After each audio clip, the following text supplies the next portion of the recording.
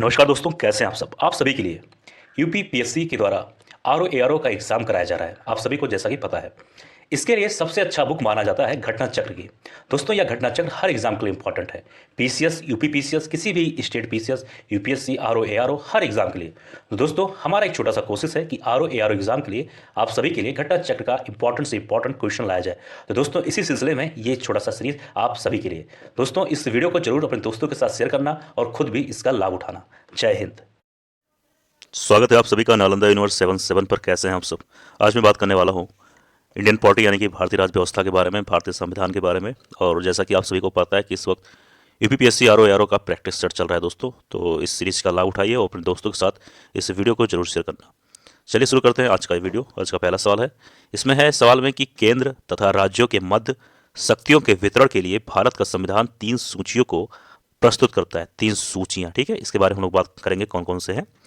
तो इससे पूछा गया है कि निम्न में से कौन से 2 अनुच्छेद हैं जो शक्तियों के वितरण को विनियमित करते हैं, ठीक है। अब ध्यान सुनना, इसका सही उत्तर होगा दोस्तों वो है ऑप्शन नंबर डी, जो आप सभी को दिख रहा होगा, अनुच्छेद 245 और तथा 246। अब ध्यान सुनना, भारतीय संविधान के अनुच्छेद 245 तथा 246 जो है संघ तथा राज्यों के मध्य विधायी शक्तियों के वितरण को विनियमित करते हैं।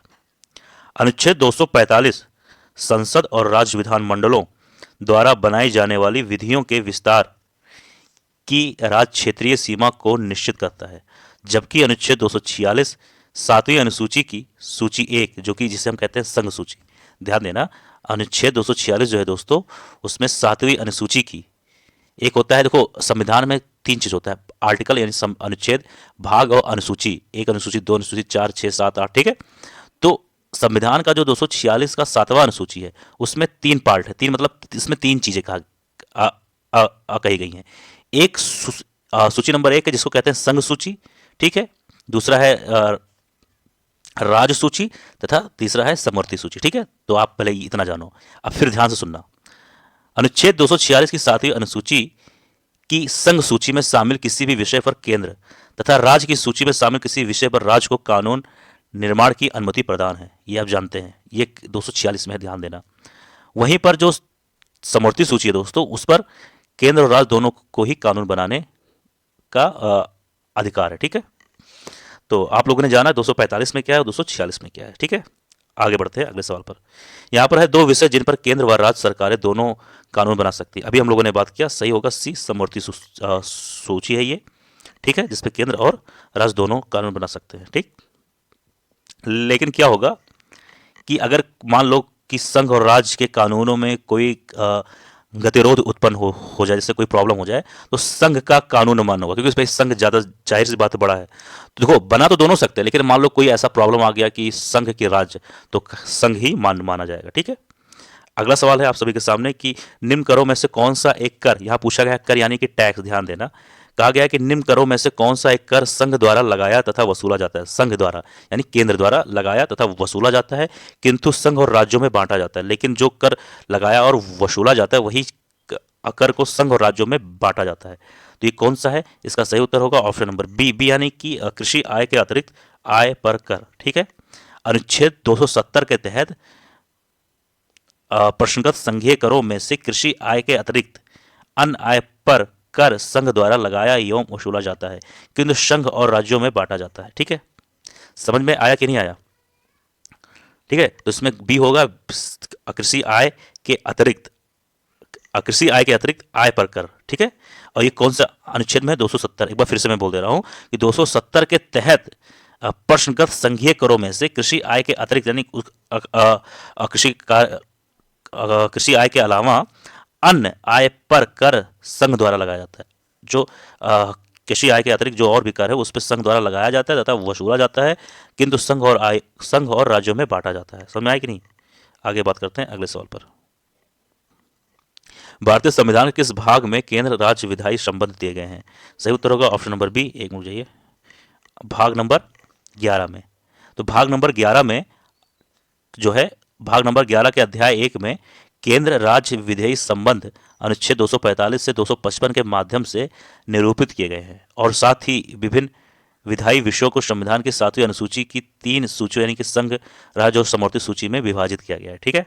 अभी हम लोगों ने कुछ देर पहले बात किया था इस पर।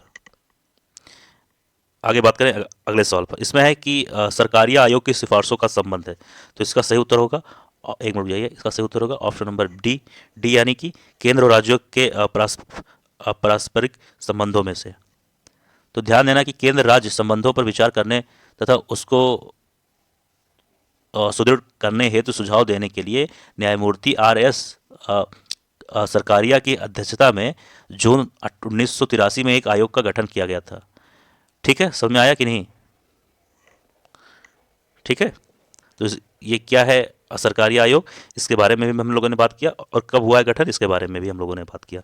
अगला सवाल है, भारतीय संविधान के अनुच्छेद 352 के अनुसार राष्ट्रीय आपात की घोषणा निम्नलिखित में से किन परिस्थितियों में की जाती है? इंपॉर्टेंट सवाल है। ठीक है, इसका सही उत्तर होगा ऑप्शन नंबर डी। डी यानी कि युद्ध, बाह्य आक्रमण अथवा सशस्त्र विद्रोह पर। ध्यान से सुनना, राष्ट्रपति जो है अनुच्छेद 352 के तहत युद्ध, बाह्य आक्रमण या सशस्त्र विद्रोह की स्थिति में राष्ट्रीय आपातकाल की घोषणा कर सकता है। एक अनुच्छेद और जान लो आप लोग, 356 क्या होता है।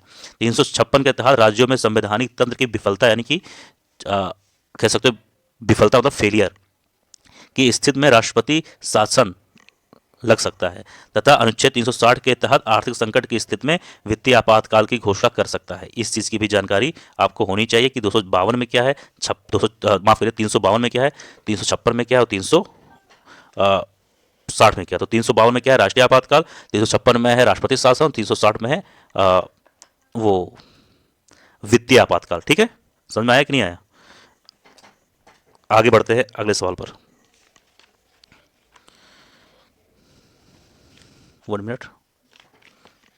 यहाँ पर यह पूछा गया है, भारतीय संविधान के किस अनुच्छेद के अंतर्गत किसी राज्य में राष्ट्रपति शासन लागू किया जा सकता है? अभी हम लोगों ने बात किया कि कौन से अनुच्छेद में है। सही उत्तर होगा सी, अनुच्छेद 356 में। ठीक है, अनुच्छेद 356 में ये बात है। ठीक है, यानी कि अनुच्छेद 356 के तहत राज्य में राष्ट्रपति शासन लगाया जाता है, और वहाँ पर क्या होता है कि राज्यपाल की सलाह पर राष्ट्रपति द्वारा किया जाता है। राज्यपाल जो है राष्ट्रपति को इस चीज़ की जानकारी देगा कि ऐसा ऐसा कंडीशन है। ठीक है, तो उसके हिसाब से राष्ट्रपति ऐसा उसके बाद उस पर एक्शन लेता है। अगला सवाल है, आपातकाल में किसी राज्य विधानसभा की अवधि बढ़ाई जा सकती है? तो दोस्तों इसका सही उत्तर होगा बी, हाँ, संसद द्वारा। ठीक है, अब ध्यान से सुनना, संविधान का अनुच्छेद 172 खंड 1 के अनुसार आपात उद्घोषणा प्रवर्तन की अवस्था में संसद विधि द्वारा किसी राज्य विधानसभा की अवधि एक बार में, ध्यान सुनना, एक बार में 1 वर्ष के लिए बढ़ा सकती है, किंतु आपात उद्घोषणा के परिवर्तन में न रह जाने पर, यानी कि क्या है, आपात उद्घोषणा के परिवर्तन में न रह जाने पर किसी भी दशा में उसका विस्तार 6 माह की अवधि से अधिक नहीं होगा। यानी कि अगर आपातकाल खत्म हो गया और अगर तब भी लगा हुआ है तो 6 महीने से ज़्यादा तक नहीं लग सकता है। इस चीज़ की जानकारी आपका होना चाहिए। अगला सवाल है, निम्नलिखित में से कौन एक भारतीय संविधान के अंतर्गत आपात की उद्घोषणा का आधार नहीं हो सकता? तो इसका सही उत्तर होगा ऑप्शन नंबर डी। एक मिनट बुझाइए, डी यानी कि आंतरिक अशांति। क्या पूछा गया है, निम्नलिखित में से कौन सा एक भारतीय संविधान के अंतर्गत आपात की उद्घोषणा का आधार नहीं हो सकता? नहीं पूछा गया है, सही उत्तर होगा आंतरिक अशांति, यानी कि इस वजह से आपात की घोषणा नहीं कर सकते हैं। तो क्यों नहीं कर सकते हैं, ध्यान से सुनना मेरी हर बात को। ठीक है, भारतीय संविधान के भाग 18 के अंतर्गत अनुच्छेद 352 के तहत यदि राष्ट्रपति को यह समाधान हो जाता है कि भारत या उसके राज्य क्षेत्र के किसी भाग में युद्ध या बाह्य आक्रमण या सशस्त्र विद्रोह के कारण गंभीर आपात की स्थिति विद्यमान है, तो वह आपात की उद्घोषणा कर सकता है। ठीक है, ये चीज़ तो आप जानते ही हो, लेकिन और सुनो, भी बहुत इंपॉर्टेंट चीज़ है। आंतरिक अशांति के आधार पर राष्ट्रीय आपात की उद्घोषणा नहीं की जा सकती है। क्यों नहीं की जा सकती, ध्यान देना, क्योंकि 44वां संविधान संशोधन जो हुआ था 1978 में, उसके तहत अशांति नहीं, माफ करिए, आंतरिक अशांति शब्द को हटाकर वहां पर सशस्त्र विद्रोह को शामिल करेंगे। आंतरिक अशांति, तो जो कोई सुनता है तो आपको क्या लगता है कि मतलब ये कैसा राज्य है, कैसा देश है जहां पर आपस में ही लोग सही से नहीं रह रहे हैं? तो यही सब कारण था, उस चीज को हटा दिया गया, उसके जगह पर सशस्त्र विद्रोह लिख दिया गया। तो युद्ध पर, बाह्य आक्रमण पर, सशस्त्र विद्रोह, अगर ऐसा ये सब कंडीशन होता है तो आपातकाल की घोषणा हो जाएगा, लेकिन अशांति, आंतरिक अशांति पर नहीं होता है। क्यों? क्योंकि ये शब्द को हटा दिया गया था। कब हटाया गया, वो सब बात हम कर चुके हैं। अगला सवाल है, समान रूप में भारत में प्रति 5 वर्ष बाद वित्त आयोग की नियुक्ति की जाती है?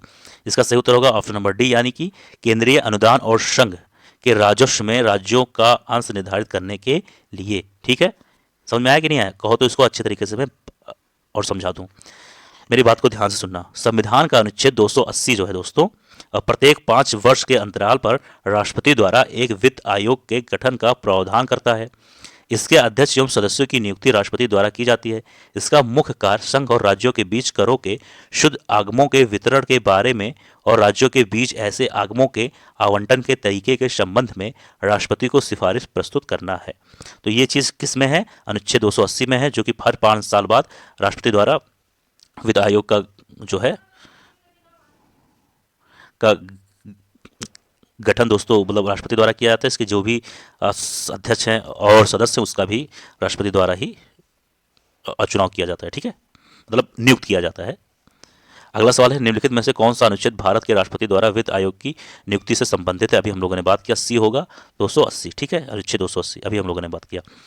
अगला सवाल है इसमें दोस्तों, इसमें केंद्र व राज्यों के मध्य वित्त का बंटवारा किसकी सिफारिश पर होता है? अभी इसी के बारे में बात किया, बी होगा वित्त आयोग। ठीक है, केंद्र और राज्यों के बीच वित्त आयोग वित्त विवादों के निपटारे में वित्त आयोग महत्वपूर्ण भूमिका निभाता है। वह केंद्र और राज्यों के बीच वित्त के न्यायपूर्ण वितरण हेतु उपाय सुझाता भी है। दोस्तों यह था आज का वीडियो। मुझे उम्मीद है वीडियो पसंद आया होगा। कोई सवाल में कोई डाउट कोई परेशानी जरूर कमेंट बॉक्स में लिख दिया करो, उससे संबंधित वीडियोज़ आप सभी को मिल जाएगा। मिलते हैं किसी और वीडियो में। जय हिंद, जय भारत।